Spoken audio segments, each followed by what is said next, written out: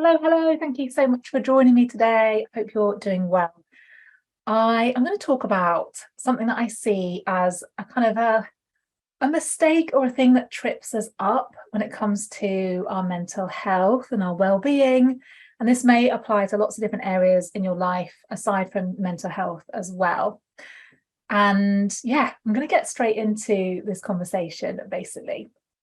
So it's a bit of a gross, slightly gross story. So if that's going to offend you, it's not the worst, most gross thing ever, but it's a little bit gross.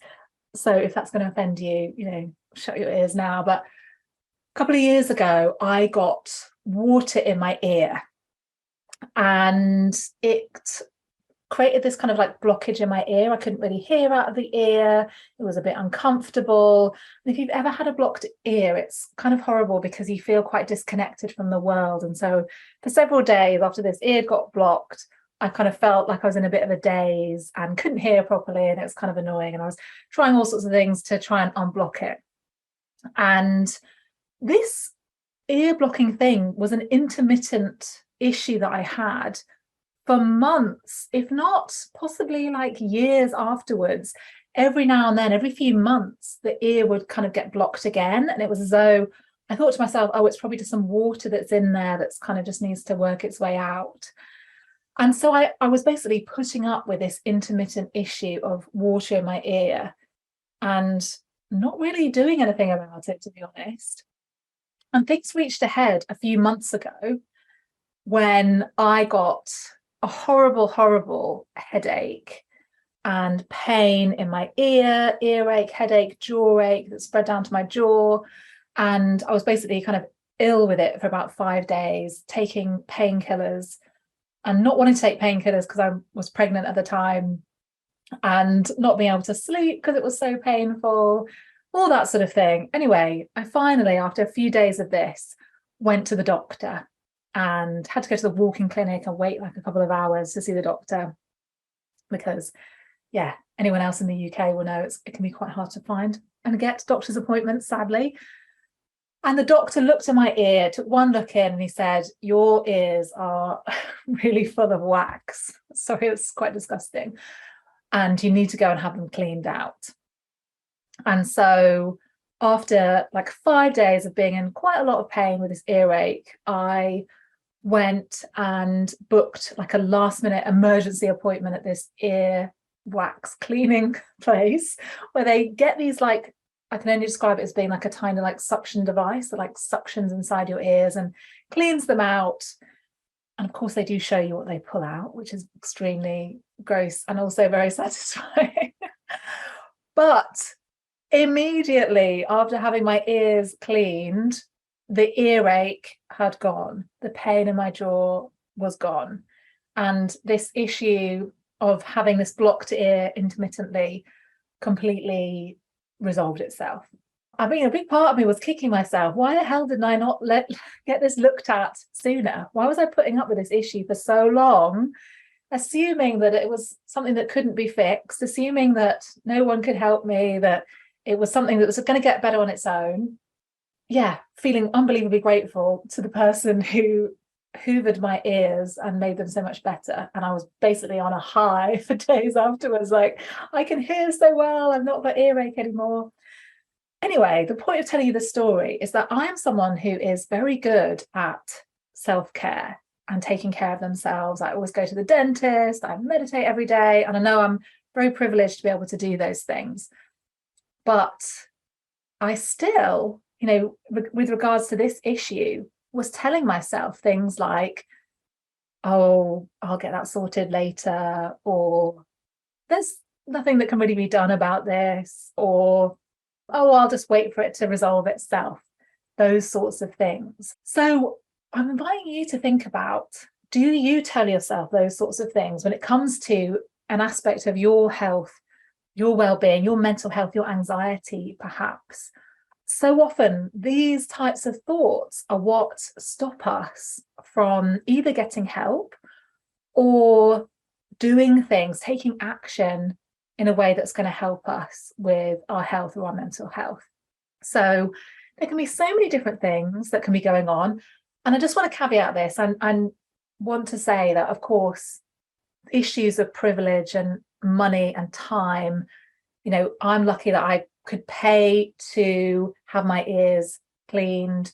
I could take time off work to go to the walk-in centre to see the GP, and all those sorts of things I know that I have on my side. And so not everyone has those. However, I'm still inviting you to consider these questions to see if they apply for you, because for so many people that I work with, there are real constraints, like not being able to get a GP appointment. That is a real thing here in England, and money and time, obviously, but also these mindset things can come into it as well. So questions for you are to consider: are you someone that puts other people first and not yourself? So are you the first person to go with your elderly parent to a doctor's appointment, or a child to go and get some help, but you wouldn't do that for yourself for so many reasons? Particularly as women, we're raised to be nurturers and to put other people first, and sometimes we can come at the bottom of the pile. But just to remind you that your health and well-being is so important, and is just as important as those other people that you love in your life as well. Do you believe that change isn't possible for you? And this is one that I see a lot. And it's interesting how it showed up for me in the case of this ear issue. Oh, there's nothing that can be done. And this is something I hear all the time about anxiety. I know when I was starting off on my journey to help myself with anxiety, this came up a lot for me. It's not possible. This is just the way I am. I'm just an anxious person. I'm just someone that worries. I'm just a worrier, and there's not much I can do about it. So just notice if that shows up for you in your life, that you actually don't believe that change is possible. And of course, I want to remind you that change is always possible, because things never stay the same, and we are always changing. Every part of your body is changing every second.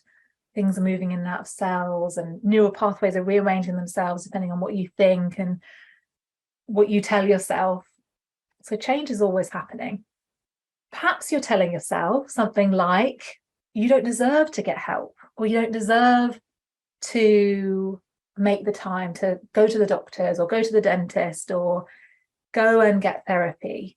And this can be a subconscious thing for many people, and we're not even consciously aware of it, but there's this deep sense that, perhaps we think we're worthless, or that perhaps we think we're not lovable, or that, we don't deserve that self-care or that time for ourselves or that support.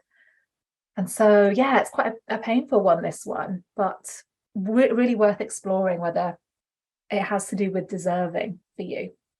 Maybe you think that things will get better by themselves, like me and the ear thing. Just don't need to take any action on that. It'll just sort itself out. But of course, it comes back and back again.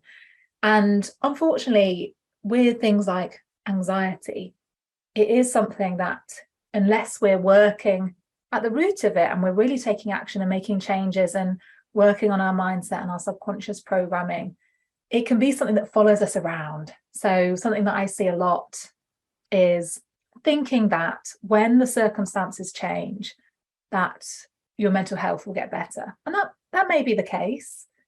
I hope it's the case. But unfortunately, what can happen is our mental health stays with us, because the problem is not an external problem much of the time.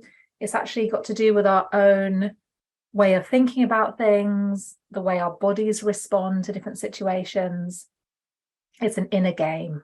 It's the internal change that needs to be made, rather than getting a new job or moving house or getting a new partner.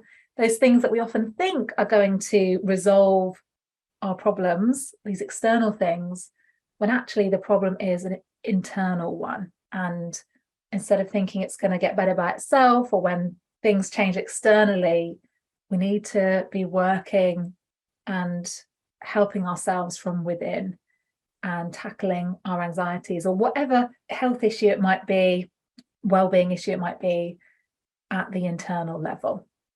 So a few kind of things to get you thinking about what could be at the root of things for you, and some questions to get you thinking, so that you're not making these mistakes that so many of us make when it comes to our mental health. So yeah, just some other things you might want to consider. You might want to consider in your life, what is it that you are tolerating? What is it that you're putting up with and not taking action on for perhaps some of the reasons that I just mentioned? So it might be that you're tolerating the fact that you get really, really anxious before having to present at work. And you kind of just put up with it because it's the way you've always been. But actually, if you're honest with yourself, that's something that you're tolerating. And actually, your life would be a lot better if you got some help for that or took some action to feel more confident when it comes to speaking in public. Maybe it has to do with anxiety. Maybe it's a niggling health issue. Maybe you too have a blocked ear. And this is the sign that you've been waiting for to go and get your ears suctioned. Are there niggles that you've been putting up with? Are you expecting things to get better by themselves? And all the evidence is suggesting that they're not going to get better by themselves because you've been feeling anxious for 10 years and not had things really get better. And just this final kind of question is to ask, if you were treating yourself the way you treat your loved ones or the way you would want your loved ones to treat themselves, what would you be doing differently? And I'm reminded of my friend Shahroo Izadi for that one. She talks about this idea in her book, The Kindness Method, about how do we want our loved ones to treat themselves. We want our loved ones to be getting their ears cleaned and going to the doctors and getting therapy when they're struggling and going out and putting themselves first.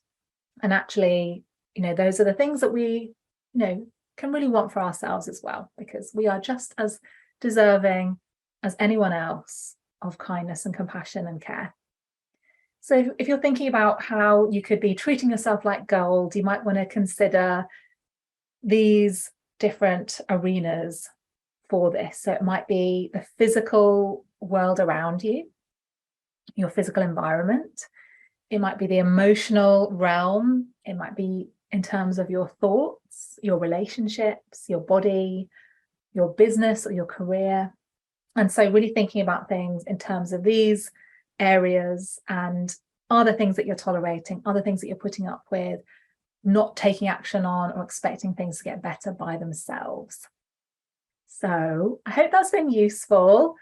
Kind of quite a deep topic and nuanced. I totally get that this is a nuanced topic, and in a short podcast I can't possibly talk about all the different nuances that might come up with this, but hopefully it's given you some thoughts and triggered some maybe ideas on things that you could be considering or doing differently. So I'm inviting you to come on over to my website. If you like this episode, if you want more, I've got blogs, I've got loads of podcasts. We've got about 200 episodes now. And I've got free resources such as the workbook that I've made for high functioning anxiety, which you can get at karma-u.com/workbook. So thank you for listening. Thank you for joining me. I hope you're doing well today, whatever you're doing. And hopefully you'll join me again on this podcast. And yeah, just wishing you a great week ahead and sending lots of love.